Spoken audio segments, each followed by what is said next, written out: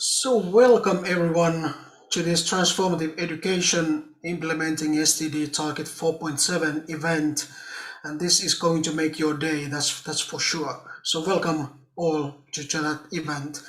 We are going to record this, and this is also live streamed, so you are online at the moment, all of us, and we are really happy to invite you to make questions and comments, and please feel to post those to the chat boxes.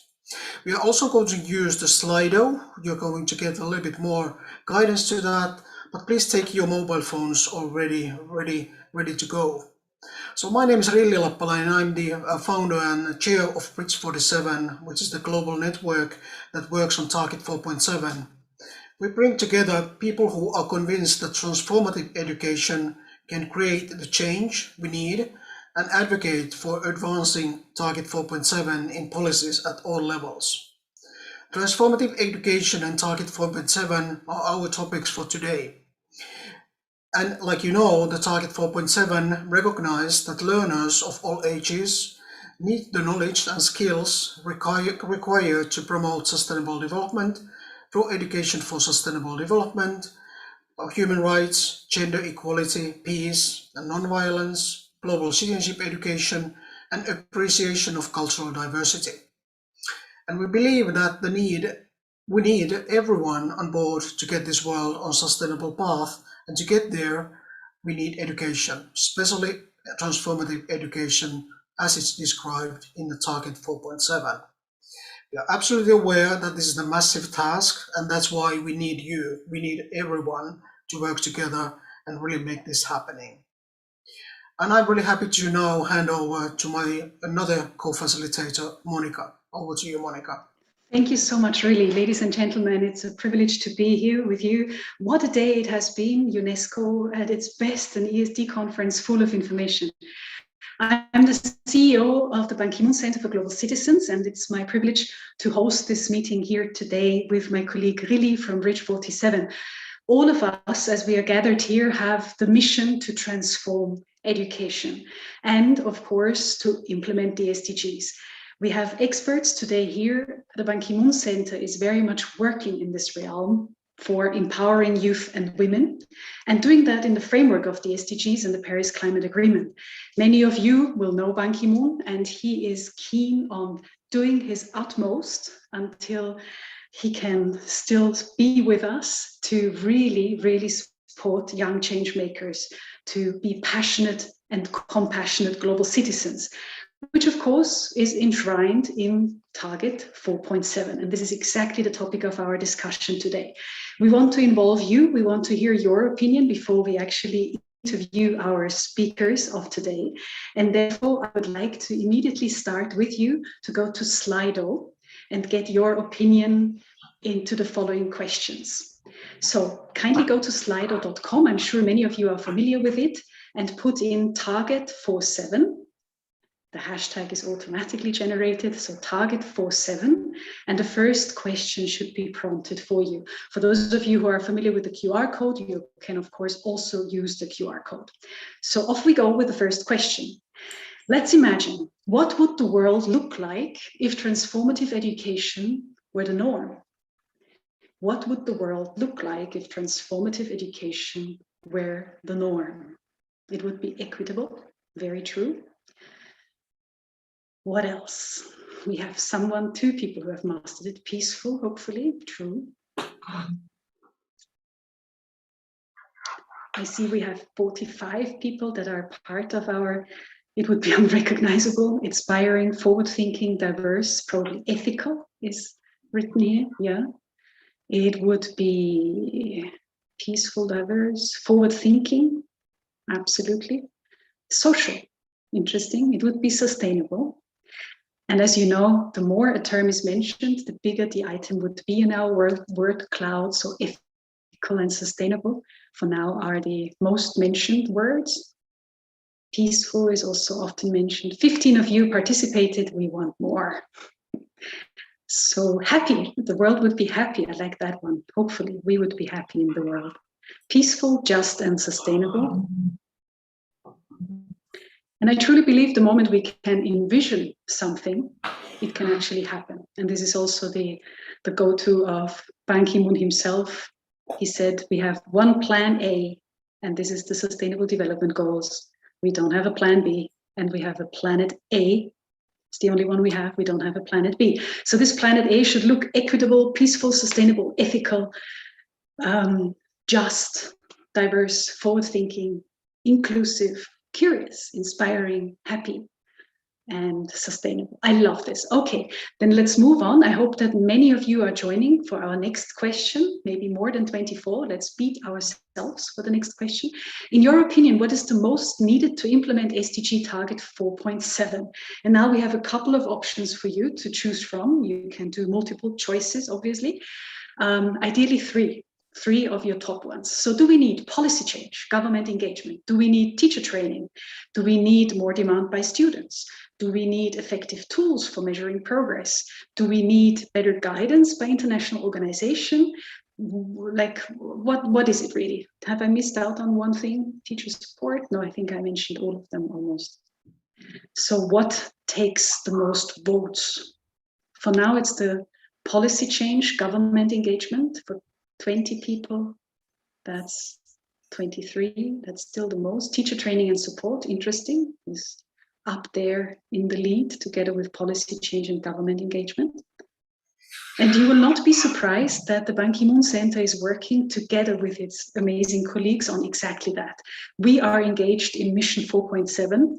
Mission 4.7 is this undertaking by UNESCO together with SDSN, Global Schools, Ban Ki-moon Center, and also in collaboration with the Holy See, to do exactly what you're suggesting here. So to instill policy change and government engagement, even more than what's already done. What we are witnessing today at the Berlin conference for ESD and the ESD declaration is very promising, but still more needs to be done to secure in the lifelong learning span that Target 4.7 is included for all, integral to all educational efforts.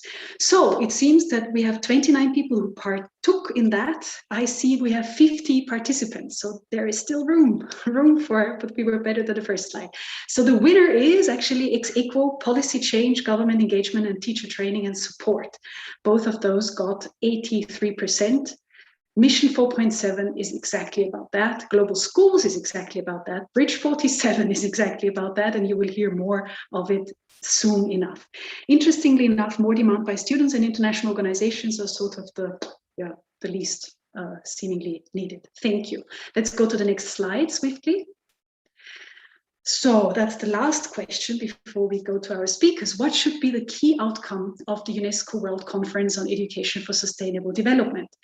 So what would you say, does your time make, what does make it worthwhile for you to be here with us and with the UNESCO World Conference? What should be the key outcome?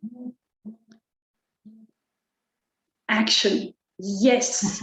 Actually, in our pre-talk, really, and I were exactly agreeing on that. Enough talking, more action.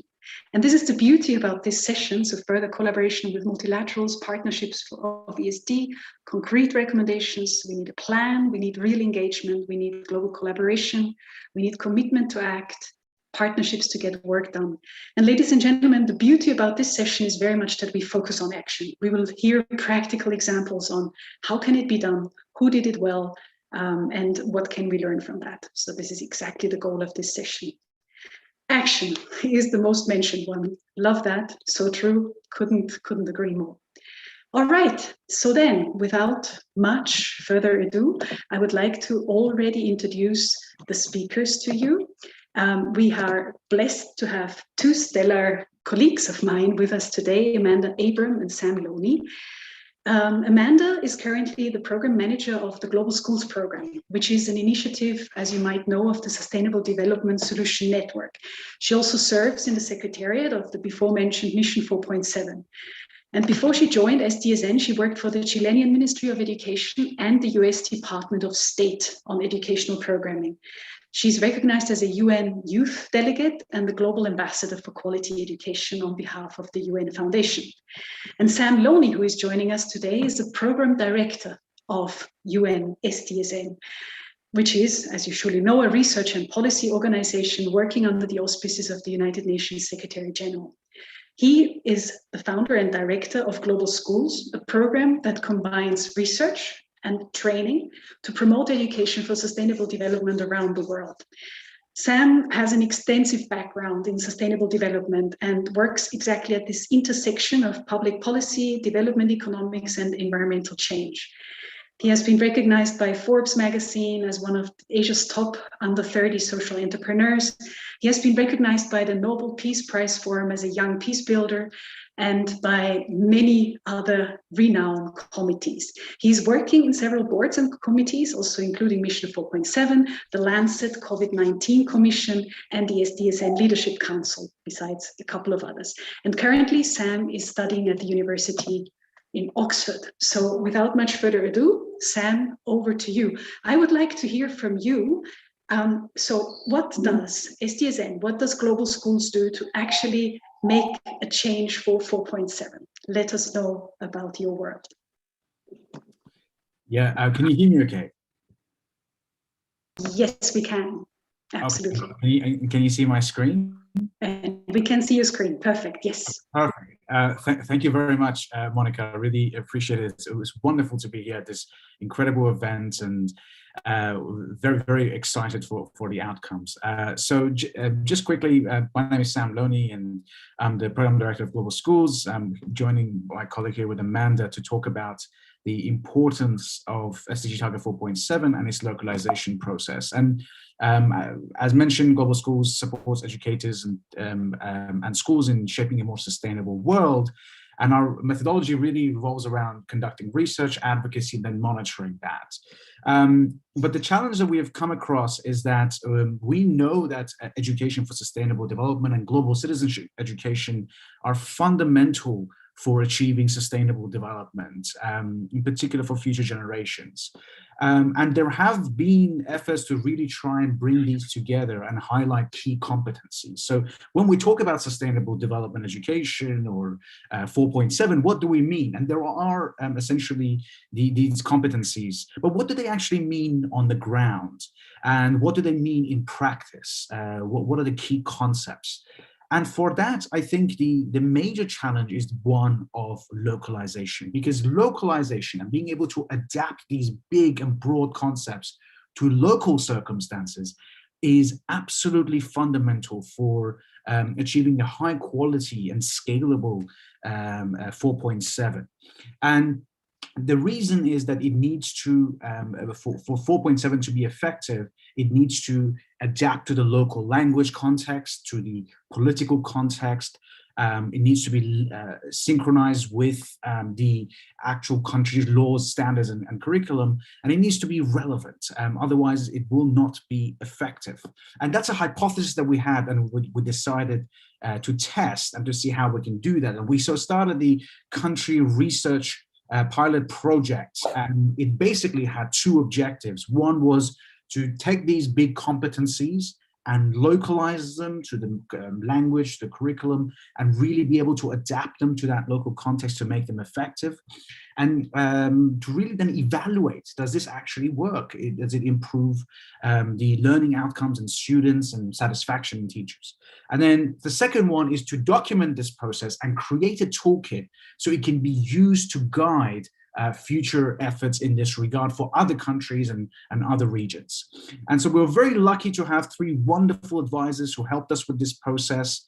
And we decided to do this in three countries: in Morocco with Al Akhwan University and Mohammed VI Foundation for Environmental Education, Hacettepe University in Turkey, and Millennium Promise and University of Education in Ghana, who all partnered to be able to really localize and make this happen with our wonderful research directors in each respective country. And the process was 18 months. There were 4 advisors, 5 host institutions, 3 research teams, more than 50 researchers were involved, 80 stakeholders across 4 different languages of adaptation, hundreds of data sheets, and we have just today launched 4 publications of the country reports, and by the way, they're draft publications.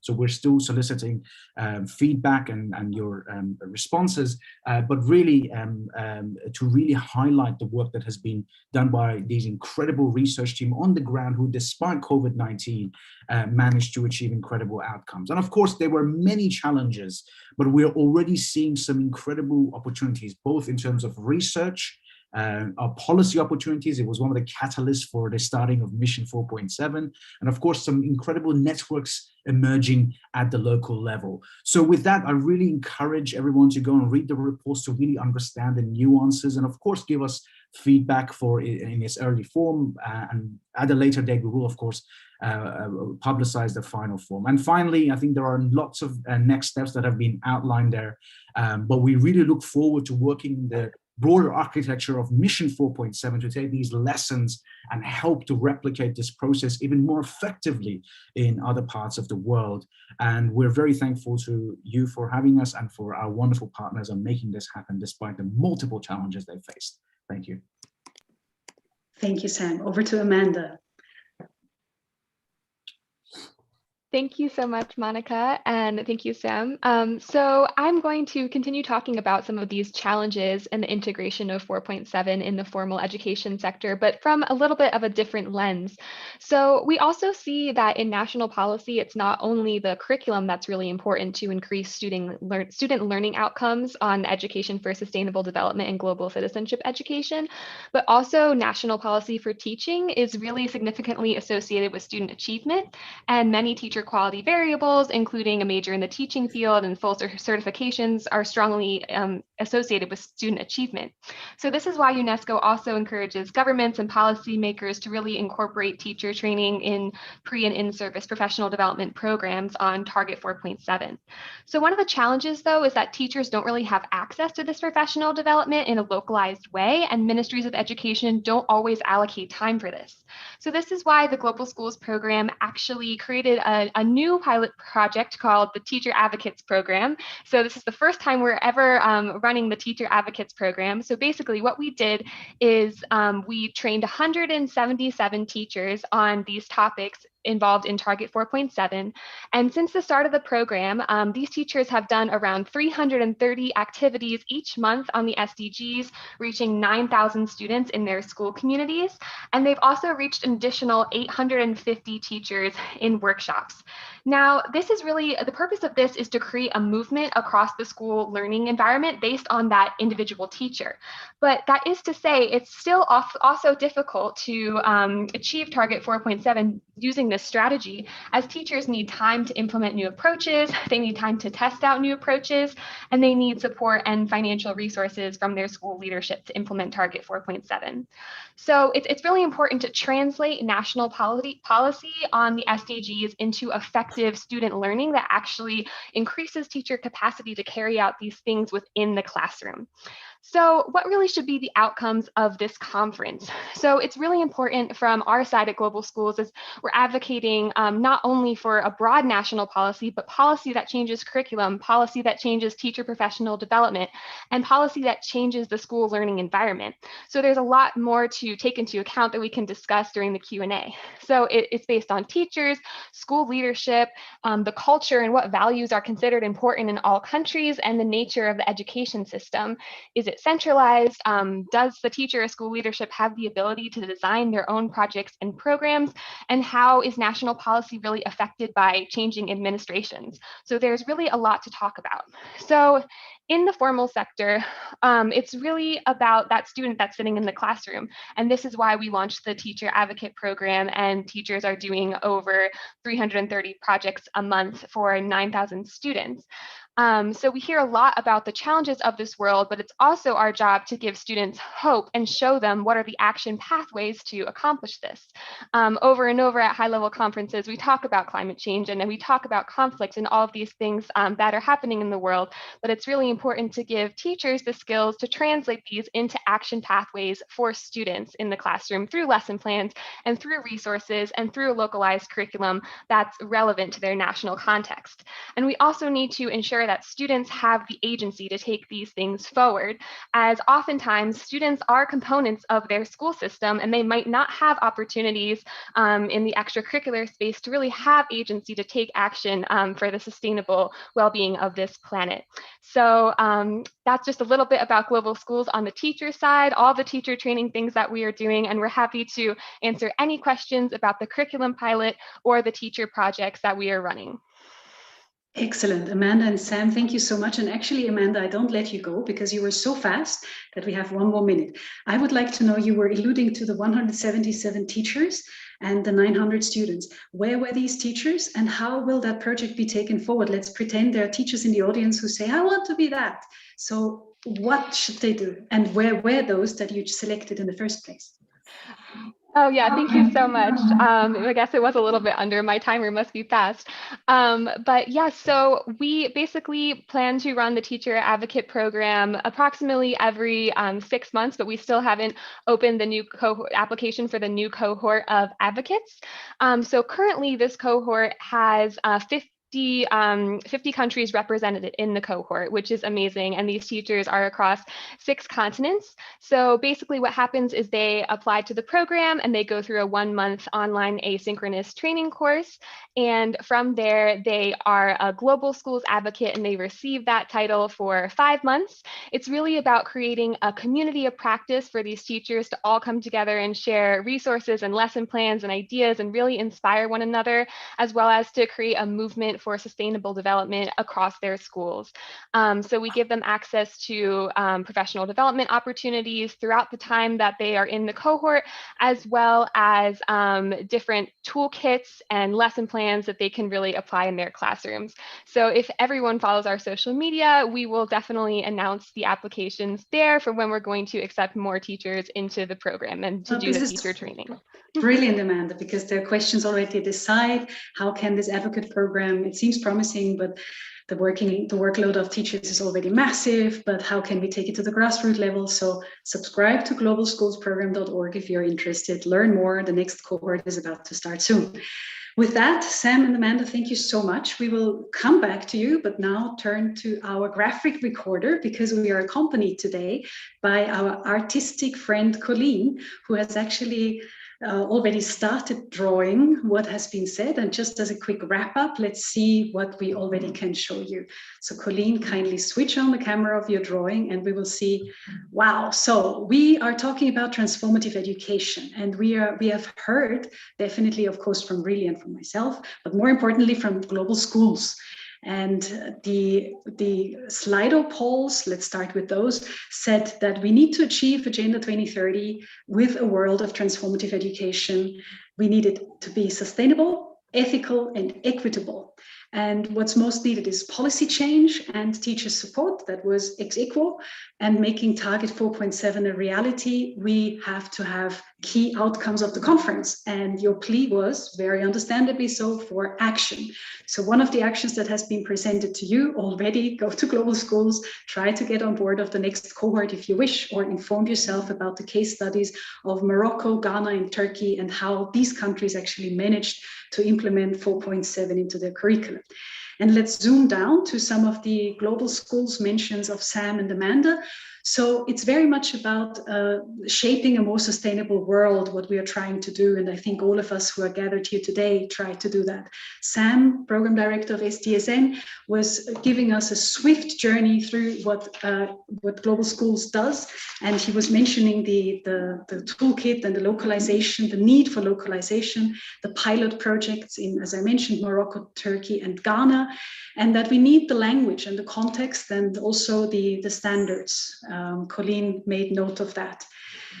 Indeed, Global Schools does, of course, a lot of research and also teacher trainings. And here it comes that we have teachers and advocates of the various programs. We were speaking about 177 teachers and 330 activities. And it's an international community of practice that is now, again, subscribing to the next cohort. There will be training for 1 month and then even roll out and accompany for a couple of other months. And in the meantime, they have reached 900 students, so the former cohort, and are right now active in more than 50 countries. So that's pretty amazing. Thank you so much, Colleen. The artwork will grow, and I will hand over with that to Rilly for your part. Thank you, Monica, and very, very inspirational start for that. And definitely we really got a very, very rich part of the work already happening. And now perhaps we want to hear more about the audience.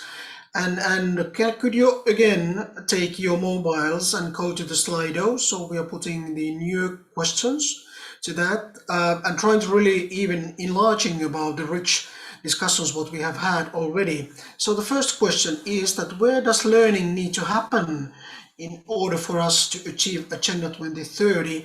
And this, put your imagination now to your mobiles and just write the words what is coming, and then keep in mind that exactly we have 24 hours 7 days a week, so there's plenty of opportunities. So just feel free to share your thoughts and really thinking out of the box, whatever it could be.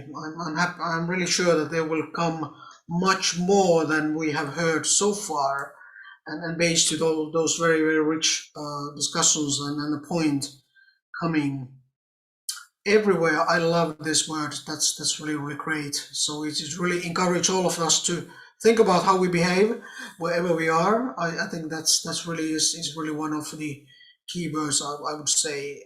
I think that we need localization is very heavily linked to these stories we just heard as well. So it needs to be somehow pragmatic, but definitely we need to understand about the big box and the big picture where we are at the moment. So that's very, very good. So it really looks like the everywhere is the number one, which I think that we definitely can agree on all that. Great. Feel free to add your points if you haven't done so. But then let's take another question. What are you willing to do, meaning you now, to make the target 4.7 a reality? Because I think we are pretty sure that we need everyone on board on that. But what's your contribution? What you are happy to do? Because we need you. We need every single person in the world to make this happen. That looks good. Hopefully, okay, there's more to come. That's great. That's very good, this listen there, because we are really good to talk, each of us, but I think that it's much more difficult to be careful and listen what the others are telling to us, which leads us back to the learning and learn more. I think that's very, very important one. Propose linking monitoring and evaluation of the ESD GCE to the 4.7, absolutely brilliant. Commitment, that's very true. Leading by leadership, indeed, but that's what we are looking for from this conference as well, that now finally we will see the leadership of the member states as well. And I guess that it's quite a lot waiting for the political leadership and walk the talk and really putting these talks back to the reality. So that's really looks great, and feel free to add your points as well on there, whatever comes to your mind, because I think that we can really use all these brilliant thoughts in the next phases as well. And I do hope that that's also some kind of inspiration for each of us when we are attending this event. But great, thanks a lot for your contribution so far. So that's great. And we are moving on now to another keynote speaker. And before that, I'm just reminding you to use the chat box as well. So if there's any questions coming, please write it to the chat box. And now I'm really happy to introduce my dear friend and colleague, Robbie Guevara, who is the president of International Council for Adult Education. And I think that you can obviously guess that what I'm asking Robbie to illustrate a little bit and bring into these discussions is, of course, that we have the lifelong learning and adult education, the continuing education. So that's really is the key, remembering that we all need to act We need to, and we can learn every day something new. So, Robbie, why you think that the adult education, lifelong learning education, is the key to achieve the 4.7? So, Robbie, over to you. Just checking you can hear me. Yes, very well. Good We see morning, you good here. afternoon, good evening, good night, wherever you are in this world. I speak to you from Melbourne, Australia, where it is 1:59 in the morning.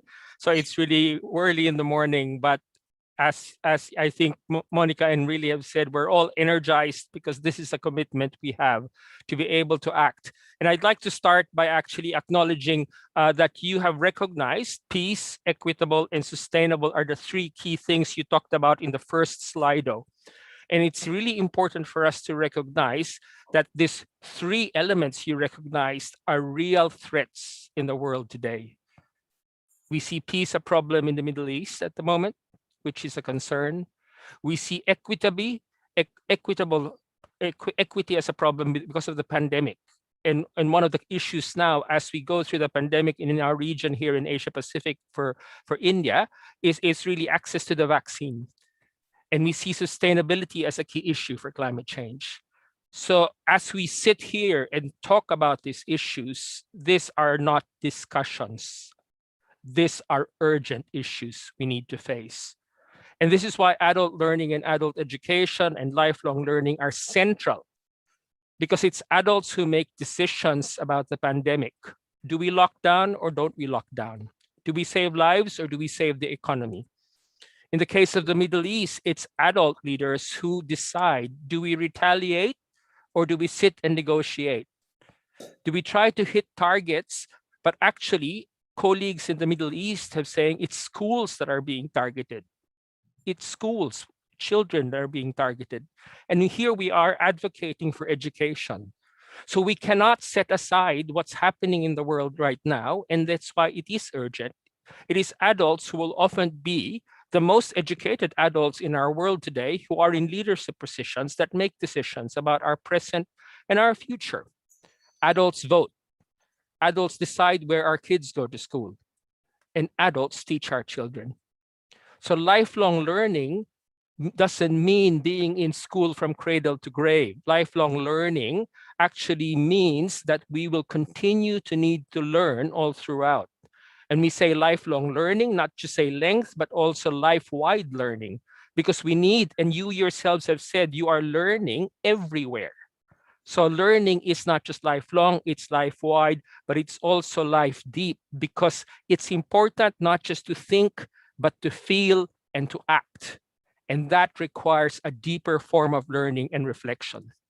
And I say this not just to say that we are all learners. I include myself. I teach at the university. I just finished my class 3 hours ago. And now I'm here teaching and learning together with all of you. And so therefore, what we need to do is to recognize that learning is continuous, because even for the most educated among us, we need to continue to learn if we are to live in these times of uncertainty. And the pandemic has just shown that to us. We had to learn quickly. We had to shift our education quickly to a different kind of education, and we had to learn differently.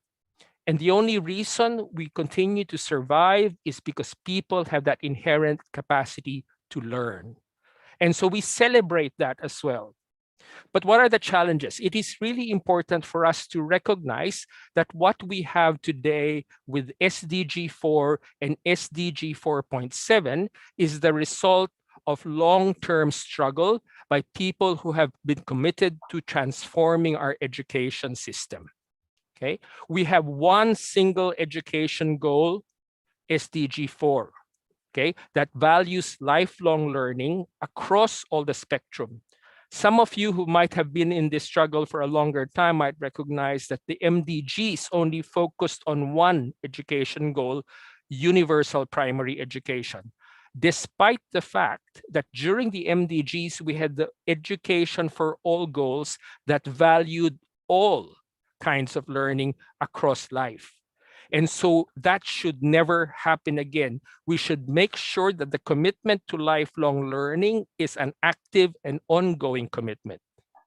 At the end of the decade of education for sustainable development in 2014, during the Aichi Nagoya conference, civil society organizations that joined the conference wanted to make sure that we had one education goal. So we contributed to achieving that one goal, and ESD and global citizenship are in Target 4.7, not because it happened naturally. Really will know this, and the colleagues will know this. We struggled to make sure that these are recognized and central to the new education goal. And it was together really would recognize that it was at the end of the ESD conference in Nagoya, Japan, where walking out of the conference, we felt, yes, this was a good decade, but what next? And this was where the seeds of Bridge 47 were planted. And I acknowledge now with Ricky really publicly to say that you have made this grow into a committed set of educators who are really willing to transform the world. But Target 4.7 is not just a single target, it is the heart of the SDGs. Because Target 4.7 identifies the substance of what needs to change if we are to truly achieve sustainable development. More importantly, Target 4.7 identifies that solutions aren't just about same, or more of the same. So I admire the Global Schools program that you are doing, but at the same time, we need to make sure that we need to rethink the very essence and methods of the current education system in line with the principles of education for sustainable development. So while the goal is to transform the education system, and transformation is a long process, okay, without action today, there may not be a future to talk about. Now, how much time do I have really in terms of looking at what are some of the practices? I think Sam spoke about a lot of the practices, but I think it's important for us to also recognize, if you are not familiar with the Delors report that happened in 1996, the commission talked about learning to be, learning to do, learning to know, and learning to live together. They are still very important. We don't need to recreate these kinds of pillars. Learning to be or to become is central to who we are as global citizens. Learning to do is hands-on learning, immersion in the world. Learning to know is learning to know from each other, intergenerational learning that helped home learning during the pandemic. But at the heart of the problem we have now is learning to live together, working across sectors, government, the private sector, civil society. But they think we will add now learning to live sustainably, because it builds on all of the above, a vision of equity, a vision of justice, and a vision of well-being, as you all have placed and identified at the start. But integration is not the main thing. Integration, people think, oh, we will add ESD, we will add global citizenship, and then we will mix. No. Integration is really looking at the core of what needs to change in our education system, because we know that it's the most educated who have been responsible for creating the world that we have. We know also it's the most educated who are also finding ways to unravel the world we have. And so we are here to work together to be able to make sure that it's not just the education system, but partly for us to advocate and to continue to build on the struggle that we had before. Bridge 47 has developed an advocacy guide called Envision 4.7, which is important for us to use. For me, my background, We Are ALE, is an adult learning and education campaign that we have launched in the International Council of Adult Education to advance the very principles of justice, well-being, and change. And so as we end today, our session, we don't end the action.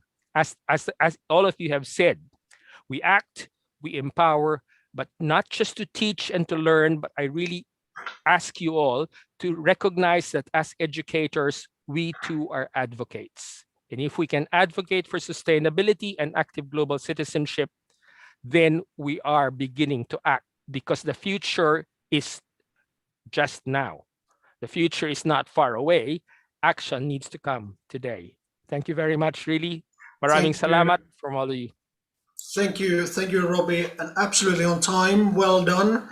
I think that you are really showing that how capable you are to learn as well. I think that it's really a good inspiration. Thanks a lot, my brother. Very, very important points what you mentioned on that. Perhaps we could have a look a little bit what's going on with the Colin, with the graphic recorder. I think that there might be quite a lot of new stories and new keywords. So perhaps you could show that as an inspiration and a good wrap up of what Robbie was mentioned already on there. So what we're having there, I'm just trying to find out my screen as well. There's too many windows opening at the same time, the classical mistakes, which happens for all of us nowadays using the Zooms. So absolutely talking about Robbie was mentioned about the transformed education. We have the system, but definitely we need to empower the learners from all ages.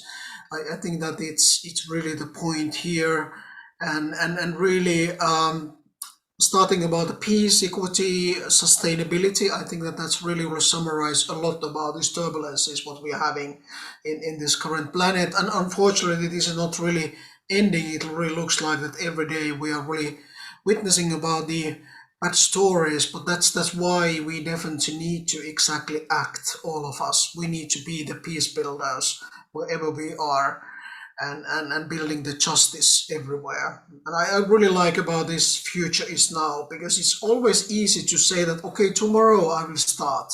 Tomorrow I'm putting that on my to-do list and then I'm acting. But I think that what we can do exactly immediately after this session. So perhaps that is the point. And all the tiny little points really matter. So it doesn't really have to be the revolution. It could be a little bit smaller as well. So really, really important point. And really let's use about the target 4.7, because it's very true that exactly that is the heart of the Agenda 2030. It's the philosophy. It's even more than the 5 Ps in the preamble of the Agenda 2030. It's much more. And I think that we need to really think about that all the time, whatever we are going to do. Well, thanks a lot. That's really great. And this is not really end of this webinar, so I'm happy to hand over now back to Monica. So there will be the more opportunities also for the questions and the answers. So over to you, Monica. Thank you so much. Really, thank you, Robbie, for this very insightful statement of yours. The chat has been active, and I'm happy to pick up some of the questions, but please feel encouraged to type in your questions in either the Q&A or in the chat function. We will pick them up. But let me go to the first one, which I think has already been answered. So where can we retrieve the reports of Morocco, Ghana, and Turkey? The answer has been given in the chat. It's at the Global Schools Research page that you can retrieve those. Another question that has come up is actually, and I hope one of you volunteers, so there is lots of teacher workload already, and we are talking about transforming education. How can this be done? And I remember we were speaking, Robbie said it shouldn't be on top of everything, mix it, but it really needs to be applicable to the whole lifespan. So who wants to give a bit more insight into the how can we do this without adding teacher workload? Sam, I see your hand.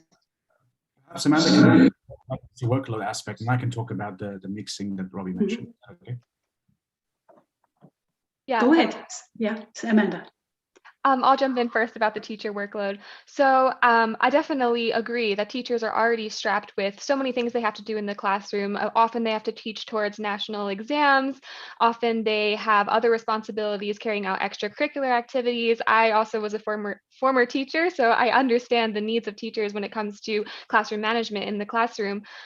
So, I mean, the teacher advocate program that we do have, teachers aren't mandated to implement a global national curriculum. It's really they're able to localize this to their current setting and context, and that's what we encourage them to do. So I think just to answer that question more broadly, it's really important to have a school leadership and a school vision and culture that supports them in these efforts. Yeah, and just in response to Robbie, I want to say, yes, I agree that the goal should be to transform the education system, but that's much easier said than done. And it shouldn't come at the expense of just zooming in from the global perspective into a country and tell them how they should change their education system, but rather building partnership with local institutions and researchers working together to do that. And it's also to recognize that a lot of the education systems, particularly in developing countries in the global south, struggle because they're underfunded, overstretched, and dealing with the very basic challenges of education, literacy, numeracy, attendance, for historically unjust reasons in large part, and development underpinnings, which I'm not going to go into, but we can't just zoom in and tell them what to do. We need to provide a support system and work with them closely to do that.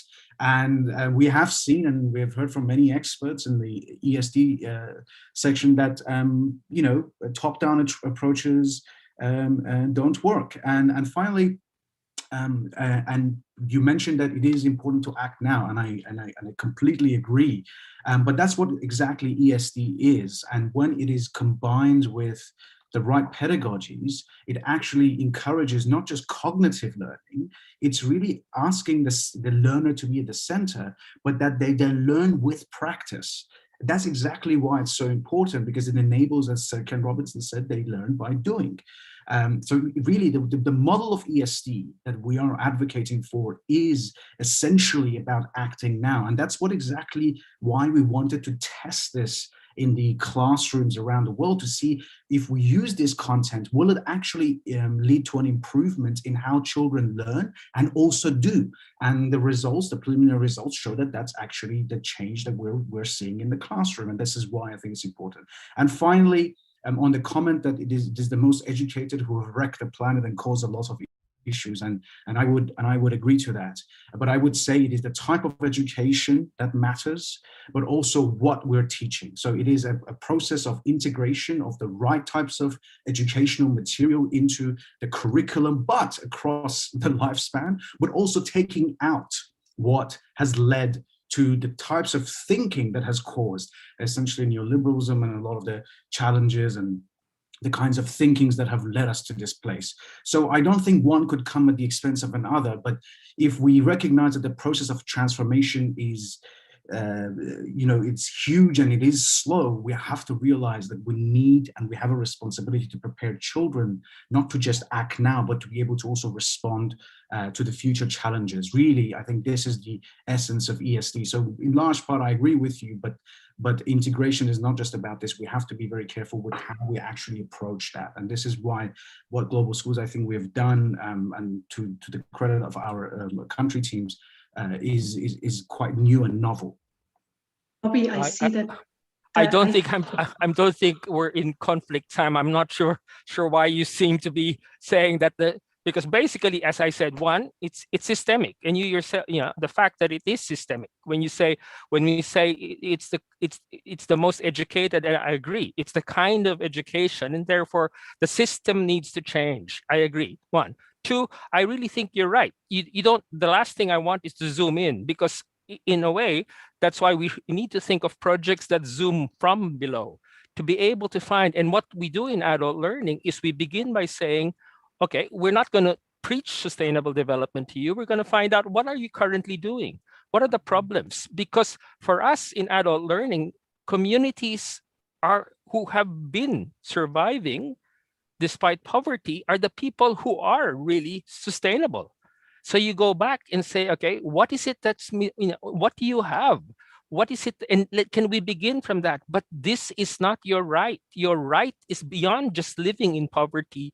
Your right is this. And so I remember one of my students, we took them to a village in Thailand, and the woman he was living with asked the question, so why are you here? Oh, I'm here because I want to help you because you're poor. And then he caught himself, you know, but it's that realization that, and she says, I am poor, you know, I have something to eat. And so sometimes I think, again, we need to be very careful about our own students. And I'm not saying I think the best way to learn is through immersion. But at the same time, you're right, Sam. They need the tools. They don't just need the content. They need to be able to experience the head, the heart, and the hands together. And that, I agree with you. It's not just localization. Localization still means coming from above. Localization is experiencing it and discovering it from below, because they have it. There are answers. We don't need to, and I think part of the curriculum that's good in Thailand, for example, in some parts of Southeast Asia, there is a standard curriculum for schools that the government gives, but the schools are allowed 30%. They can add 30%, which the teachers are encouraged to evolve. So the teachers don't just become, giving out things. The teachers are challenged to discover. And one of the best schools that we've seen in Thailand is a combination of schools and communities partnering for learning. So it becomes this whole idea of lifelong, life-wide learning. And it's not just for children. I keep saying, every time we talk of education, we think of children. Yes, we need to educate the children, but who makes decisions now? It's us who are adults, and it's the adults themselves who will decide to send their children to school if they can afford to send their children to school. And so I think, so that's why I'm not arguing with you. I'm just saying lifelong learning and life-wide learning, we need to work, and you're working, go for it. Go for where you're working. You know that we are also working on the other end of the spectrum, and we will see each other. Okay. And when I say now, and I'm not trying to dismiss the now and just try to be flippant about it. No. I've been in this struggle since Education for All in 1990 and before. We've seen it go, and we've lost. For people who were part of the Earth Summit in 1992, this was the decade where there's so much, wonderful, the Earth Summit, the Women's Summit in the Beijing Summit and all that. There were lots of promise, and somehow, and as you said, somehow it went wrong. And it's not people to blame, not individuals. Okay, it's not individuals. It's a system that has allowed this to happen. And the education system, therefore, and again, I'm not saying I know the answer. We need to rethink, because again, you don't want to prescribe. You are actually looking for a system that addresses the local, but at the same time recognizes that the local no longer exists because the local is embedded in the global. And so how do you therefore talk about that dynamics? We are currently local and global at the same time, but this is a privileged space that we have, a very privileged space that we have. And I acknowledge that. And I thank people for allowing us to have this space, to be able to have this conversation. Robbie, thank you so much, and also for your examples, because I think you and Sam, both of you touched already on one of the questions, whether socio-emotional learning has some space in 4.7, and the answer is a very striking yes, it does. There is a great need of that being part and parcel of it. But let me do the following experiment. I will pose 3 of the questions that we have in the chat to you, and you pick and choose, because we have a couple of more minutes until we go to the concluding remarks. So one of the questions was pertaining to, do we need a legal system in all of the countries to actually get going with 4.7 and with GCD and ESD teaching? So do we need a legal system? The other question was, how, and this is a very interesting one, how do we actually take it to the grassroots? We have heard, Robbie, of your community school kind of interaction. We've heard about global schools as one possibility. We've heard about the research, but can you think of other very concrete examples? How do we take it to the grassroots, given all of the caveats that we have, localization, bottom up, top down, all of what that is needed? And then, of course, my third question would be, if you want to elaborate on the socio-emotional learning, whether it has a place, you got my answer, but maybe you have even more to say on that one. So legal system, grassroots, and socio-emotional learning. Who wants to start? I'm happy to. Cool, Sam, go. Pick 1 or 2. So yeah, absolutely. Socio-emotional learning is in fact central to ESD and global citizenship education. Traditionally, most education systems around the world have focused on the cognitive. But in fact, there are 3 layers: the cognitive, the socio-emotional, and the behavioral. There are different divisions and ways they're labeled, but more or less they identify the same set of principles, in that it is not just good enough for us to just learn the content, as emotional beings, as people, as individuals who are social, we also need to be able to relate to these concepts in a social manner and in an emotional manner, to care about them and to be able to actually learn them better, but also to actually do. And our analysis shows that this is changing over time. It should be faster, but certainly socio-emotional learning is one of the major gaps in the current global education systems. As I said, changing, but it needs to do much, much faster, and we are committed to doing that. Thank you. Perfect. Amanda or Robbie, any last remarks? I can jump in on the how do we take it to the grassroots. So I think it's important to take into consideration that communities look so different across the world. You know, at whether in the formal space learning, we're talking about lifelong learning, we're talking about informal learning, everything that's been brought up today. So very specific examples, as you asked for, there's opportunity to take these concepts to NGOs, to community leaders, and to champions, as well as religious leaders or tribal leaders that might want to champion some of these things. It's also important to not forget child-led approaches and having students and children actually be able to bring solutions and take forward things. And also framing Target 4.7 in a more global way about ethics and morality and bringing humanity together, and not only looking at the cognitive space when we're talking about taking this to everyone at the grassroots level. So yes, that's some examples I could think of just right now. Lovely, Amanda. Robbie. Yeah, so just 3 points. I agree with Sam. It's basically, we need holistic learning. We need to be able to move away from compartmentalized learning. Okay, and part of that is the presence of integrated subjects. And so how do you integrate when even our teachers are not taught in that way, and so on?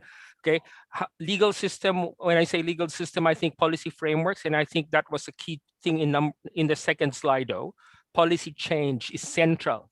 If we want anything to be sustainable, we need to work with government, we need to work with lawmakers for policy change to happen. And if you have the policy change, the grassroots will also follow. So that link top down. And I'll give an example of the work we have in Laos. In Laos now, they have a lifelong learning decree that the government has passed.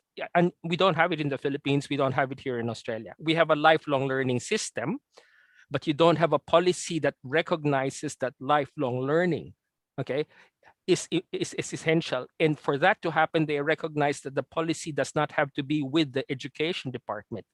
It has to be across the government. And when you start to think about it, this is what sustainability is about. It's about cross-government working. Because for us as educators, we tend to work with UNESCO in the education department, but it's the budget department, the finance department that resources education. So we need to start to talk to people in other parts of the government if we are to recognize and be able to achieve this change. And so part of that is holistic thinking and holistic advocating and maneuvering. Thanks, Robbie. Over to you, really. Perfect. Thank you. Thanks a lot about that. And I think it really illustrates about this richness, which is really around on the whole 4.7 and all of that. I still try to do, we have a couple of minutes left, and I'm just asking now all the speakers, please just give the one word or maximum one sentence. What are you going to do immediately after this session, which inspires you and you are going to act? So Amanda, you can start. One action point, what you promise to do publicly now. Wow, you put me on the spot. So I really promise to do publicly is to engage people in my community and spread the word about the mission of Target 4.7. Cool, thanks. Sam? I'm going to read some of the concepts and reports that Robbie just recommended to learn more about that. Cool, that's great. And Robbie, what's your promise? To go to sleep? Yes, indeed. No, I'm serious, because again, there's this idea that action is always busy, active. And I think there are moments, and I think what Sam and Amanda also have mentioned, there are moments to pause. There are moments to reflect in order to allow us to act better. And so otherwise we burn out. And this is a long struggle. So But that's an moments, action as well. correct. So pausing, it's conscious, a conscious rest, but it's a productive process that you see because it nurtures yourself as well. Exactly, So, and that's how we survive, because we definitely need the energy. And both Robbie and myself, we have a quite long track record already on that, but that's exactly one of the points that you need to take a little bit step down as well and reflect a little bit. That's the only way how we can really make it happen.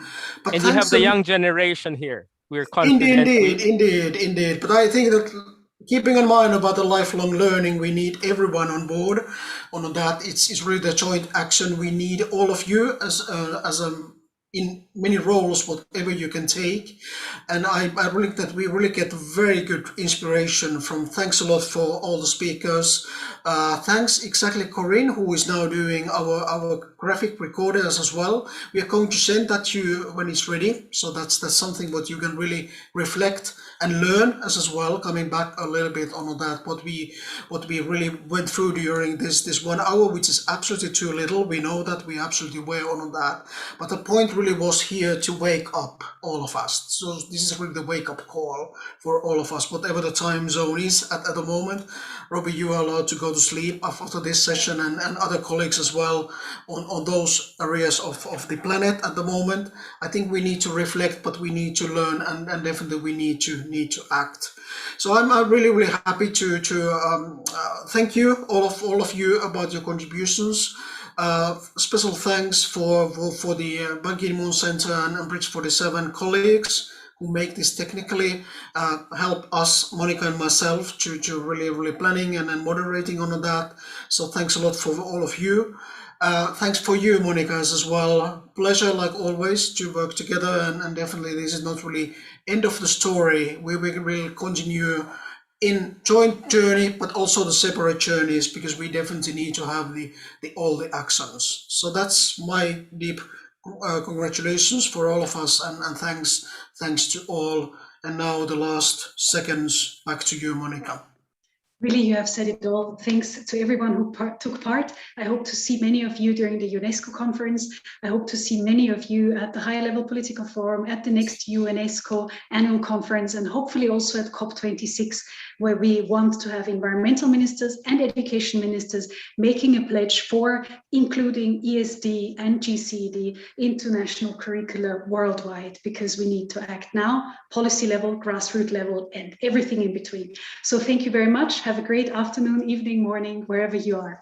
Merci. Au revoir. Ciao, ciao. Bye. Bye-bye.